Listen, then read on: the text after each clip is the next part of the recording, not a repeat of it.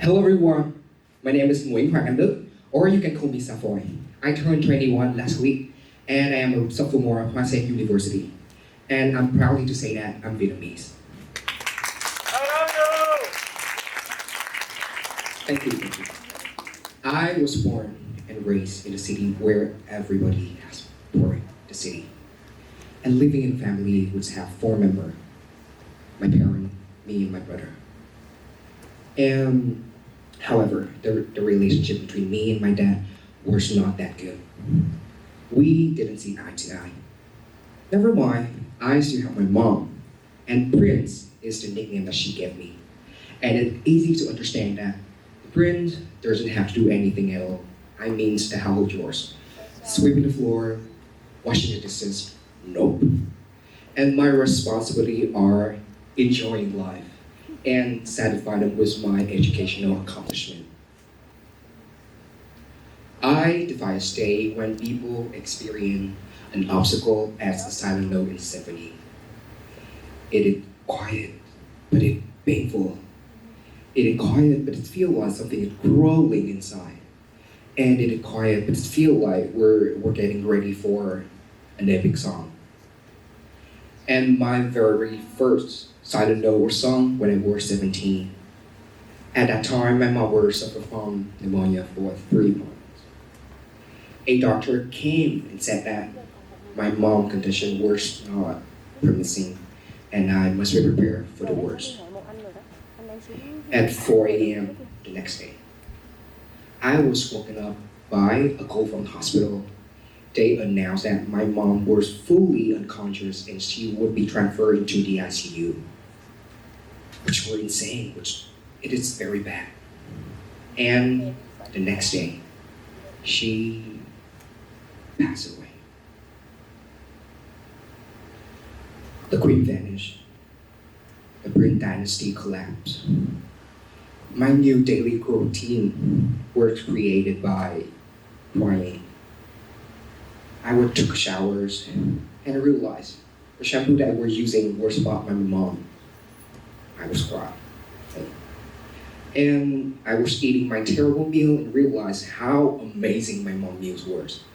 But I just looked out and I cried. I cried until I fell asleep and exhausted.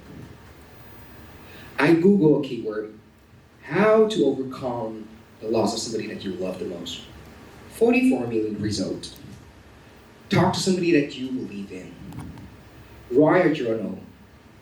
Cry. And they said that don't be so sad, look on the bright side. Everything will be fine. It doesn't work. And the climax was when I was stuck in an emotional isolation. There were a lot of invisible pressure on my shoulder, and I could not cry anymore. Holding a pretty sharp knife on my hand, and the cold blade of it is very near my vein. I decided to end my life. But luckily, everything came to a stop.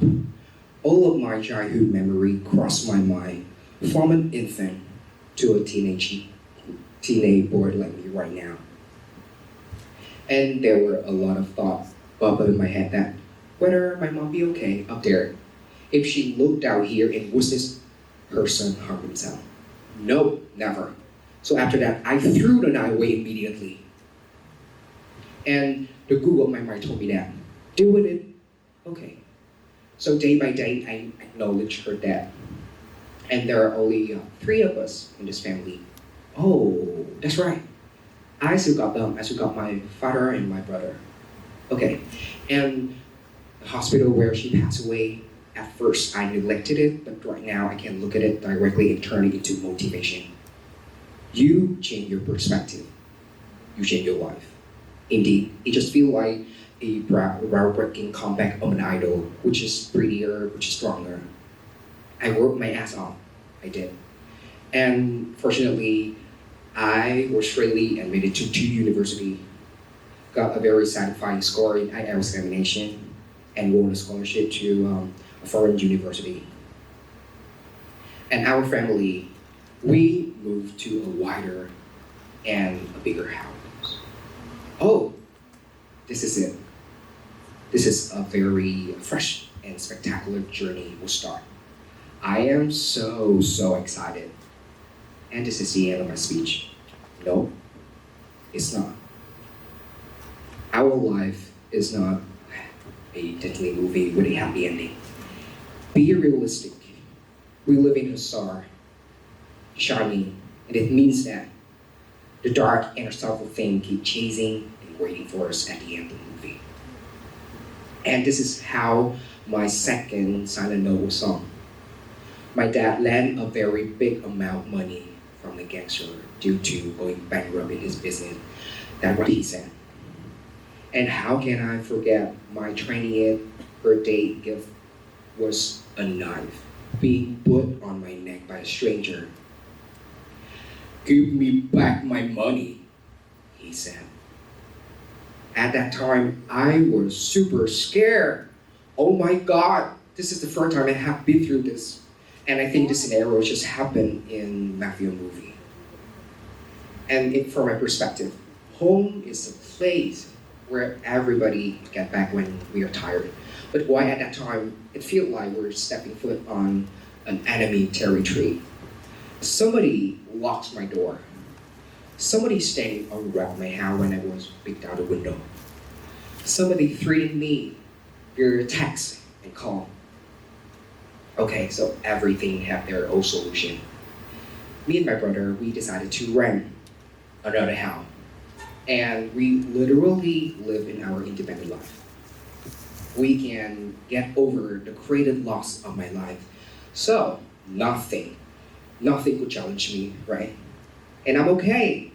I'm not okay. I'm not. So at first, moving out was the most challenging thing. And thus, our prince have become a civilian. A couple of years ago, the clothes that I wore have to be washed, ironed carefully. But right now, I have to do all laundry stuff on my own. And many years ago, the meal that I ate, I didn't care about that. But right now, I get used to bargaining in the market. Yeah, like, do you have discount on this? And cooking a proper meal and washing the dishes. How can I forget? There was a day that I have to divide a very small chicken wing into 2 pieces, one for lunch and one for dinner because I have no money left. And paying bill was a burden to me. And not a day goes by, I didn't curse and blame my dad for what he did.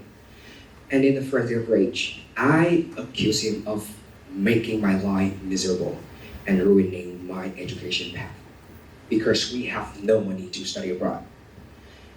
In addition to the psychological trauma that he caused when I was a little boy, which activated the feeling of hatred. That's right, I hate him. I really hate him. Okay, so one more time. The guru of my mind told me that, do with it. So at the age of 21, I'm proudly to announce you guys that I got a bachelor degree in housework. Just housework. And from being sick of my pathetic reality, now I really graduated. And I used to be a very extremely shy boy, but all of those stuff taught me that if I stay in the shell, I could not survive. So right now, I join a lot of activity. I much more confident than I used to be. Activity in an event like TEDxHoaSenUni like today. And it's an honor for me to stand here in front of a lot of audiences and being the first day. Okay. And Mom, I know you were somewhere in this room. You were way by my side. But I want to tell you that the shampoo that you got me that day was not suitable for my hair. And there are loads of food I can cook better than you. And I promise that on your next death anniversary, I could cook you your favorite dish. I promise. And get back to my dad problem. a year after my dad failures, my old house was sold and my dad was partly paid. And it's been half a year since I last COVID. And other than that, people dying from coronavirus keep increasing day by day, which make me wonder whether he's okay, because I don't know where he was in this country, whether he's fine, whether he's not alive. A lonely dad, a dad without his son and his wife knowing. And I also understand that the way he treated me in the past is the result of his incomplete, harsh, and challenging childhood. This is his third time being a dad, and he was not born to be a dad. So that should be paid compassion too, right? I think so. And in that moment, I just want to call him. I grabbed my phone, dial his number. It just lasts for 54 seconds. Not 54 seconds, but I'm sure that he's okay, he's fine.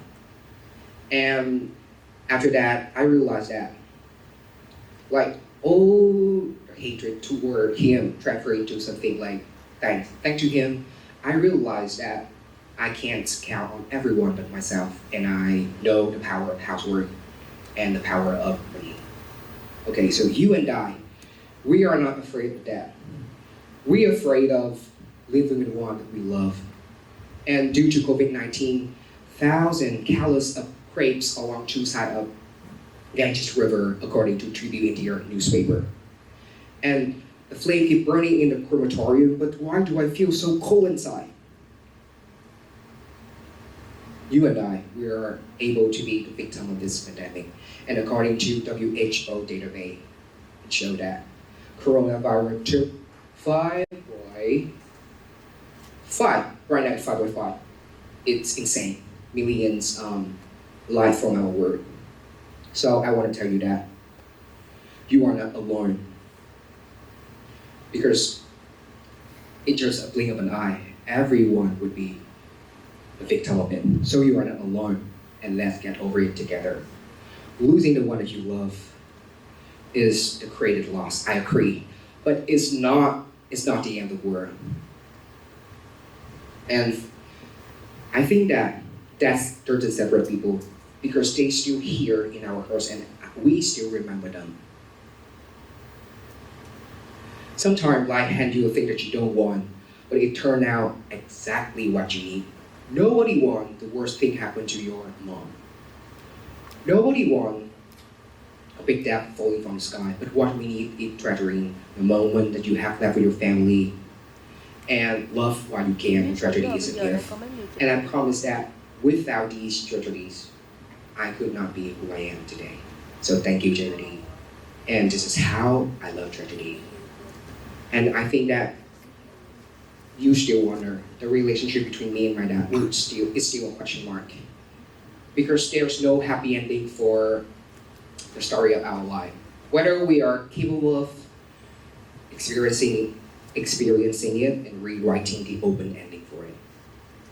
And I don't want to say some cliche code like everything would be fine, because it's not. We cannot wait until the life is less harsh. We only have one option: facing it, getting over it. So if life gives you 100 reasons to cry, show like that we have 1,000 reasons to smile. Without silent notes, symphony could not be finished. Without challenge, tragedy, people could not grow up.